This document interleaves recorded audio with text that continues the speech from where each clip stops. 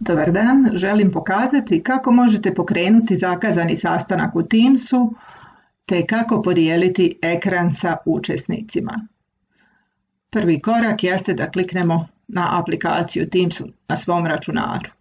Kada nam se otvorio Teams, idemo na timove. Ja danas imam zakazan sastanak u probnom timu, pa ću kliknuti da uđem na ovaj tim. Evo ovdje imamo traku sa obavještenjem da je zakazan sastanak. Kliknemo na traku i vidjet ćemo sve detalje vezane uz ovaj sastanak. Pokretanje sastanka vršite na taj način što kliknete na dugme Pridruži se. Otvorit će vam se ovaj prozor gdje imate mogućnost da kameru uključite ili isključite, zatim također da uključite zvuk sa računara ili isključite i ja ću ići odmah na dugme Pridruži se. Na ovaj način pokrenula sam sastanak, a svi učesnici mogu da vide da je taj sastanak pokrenut. Povećat ću ovaj prozor kako bih mogla bolje da komuniciram sa ostalim učesnicima. Ukoliko se radi o prvom sastanku, predlažem da date uputstva za rad. Da biste mogli bolje da date uputstva za rad, potrebno je da učesnici vide vaš ekran, odnosno sve ono što vi pokazujete. U tom slučaju trebate podijeliti sadržaj ekrana, a to se vrši pritiskom, odnosno klikom na ovaj pravougaonik sa strelicom. Zatim idite na radnu površinu. Da ste uspješno podijelili vaš ekran, znaćete na osnovu ove crvene uske trake, odnosno crvenog pravougaonika koji će uokviriti vaš ekran. Ja ću spustiti i ono što preporučujem jeste da prvo upoznamo učesnike u razgovoru sa korištenjem alatki. Ako kliknemo na ovo dugme, otvorit će nam se učesnici. U ovom ovdje dijelu pojavit će vam se mogućnost da svim učesnicima isključite mikrofon. Preporučujem da tu mogućnost koristite. Naravno, učesnike u razgovoru ćete obavijestiti da ste im isključili mikrofone. Ovo činite kako ne bi dolazilo do zujanja i mikrofonije tokom sastanka. Zatim ćete obavijestiti učesnike da koriste ovaj balončić.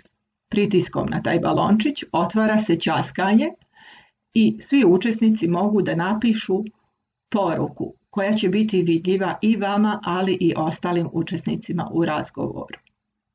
Obzirom da je mikrofon isključen, trebate upoznati učesnike na koji način mogu da podignu ruku i da se jave za riječ.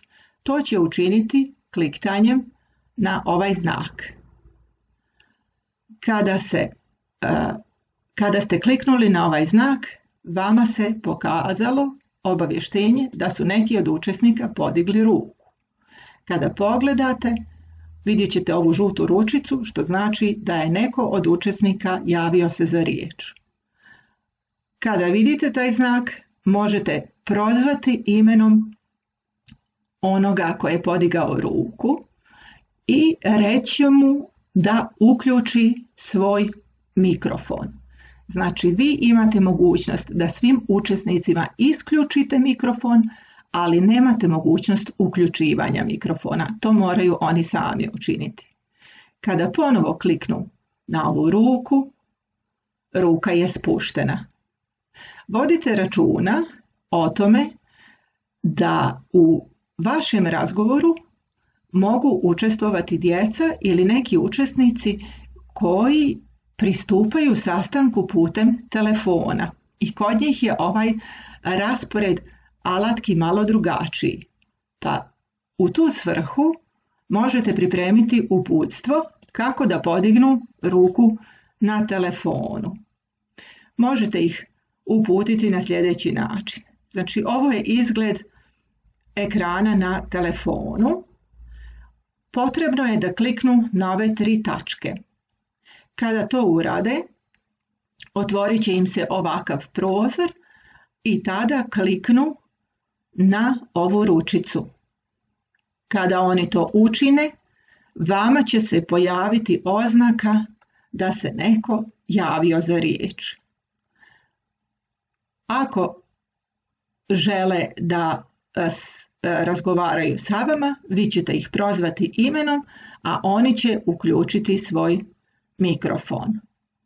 Spuštanje ruke vrši se na isti način, znači kliktanjem na 3 tačkice, a zatim pritiskom na ručicu koja će, kada je podignuta, biti crna, a kada treba biti isključena, ona će pobijeliti. Znači, uvijek vodite računa o tome da napravite uputstvo i za one koji koriste, odnosno uključuju se putem telefona. Učesnike u razgovoru obavijestit ćete da mogu da uključe kameru ili da je isključe.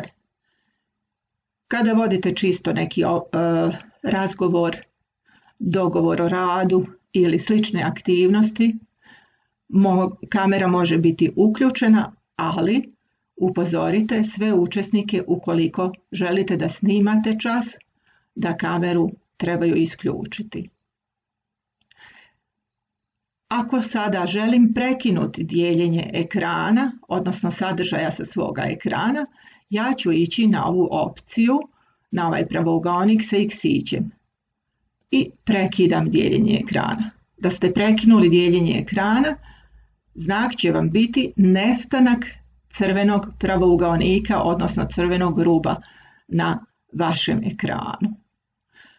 Ukoliko želite ponovo da podijelite sadržaj, ali ovaj put želite da pustite nešto sa YouTube-a, potrebno je da uključite zvuk računara kako bi učesnici mogli da čuju ono što vi puštate na YouTube-u na vašem računaru.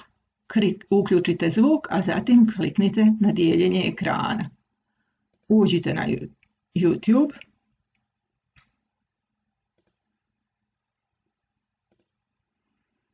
Pronađite sadržaj koji želite podijeliti. Recimo pjesmu Razbole se lisica. I pustite. Svi učesnici u vašem sastanku će moći da čuju i da vide ono što vi puštate. Ja ću sada ovo prekinuti i prekidanje dijeljenja ekrana vršite pritiskom na ovaj mali pravougaonik sa X-ićem. Vratit ću se na ovaj prozor i ono što je veoma bitno da znate, ukoliko želite prekinuti sastanak, onda je potrebno da kažete učesnicima u sastanku da treba da napuste sastanak. To će učiniti pritiskom na dugme napusti. Znači, prije toga podijelite ekran da oni vide i recite im da kliknu na dugme napusti. A ukoliko pristupaju putem telefona, kod njih je znak crvena slušalica. Znaćete da su svi napustili sastanak kad vidite da ste vi jedini ostali kao učesnik u sastanku. Prekinut ću dijeljenje ekrana još jednom. Hvala vam na pažnji Nadam se da će vam ovaj video biti koristan.